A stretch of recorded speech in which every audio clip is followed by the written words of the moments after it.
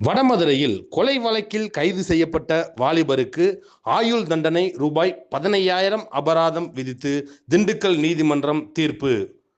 திண்டுக்கல் வடமதுரை அருகே எலப்பார்பட்டி பகுதியைச் சேர்ந்த கருப்பசாமி என்பவரை கடந்த 2020ஆம் ஆண்டு கொலை செய்த வழக்கில் அதே பகுதியைச் சேர்ந்த காமாட்சி என்பவரை வடமதுரை போலீசார் கைது செய்து நீதிமன்றத்தில் ஆஜர்படுத்தி சிறையில் அடைத்தனர். இந்நிலையில் இவ்வழக்கு திண்டுக்கல் முதன்மை மாவட்ட அமர்வு நீதிமன்றத்தில் விசாரணையில் இருந்து வந்த நிலையில் வடமதுரை காவல் நிலைய ஆய்வாளர் கண்ணன் தலைமையிலான போலீசார் மற்றும் அரசு வழக்கறிஞர் மகேந்திரன் ஆகியோரின் சீரிய முயற்சியால் இன்று முதன்மை மாவட்ட நீதிபதி முத்துசாரதா அவர்கள் குற்றவாளி காமாட்சிக்கு ஆயுள் தண்டனை மற்றும் ரூபாய் 15,000 அபராதம் விதித்து தீர்ப்பு வழங்கினார்.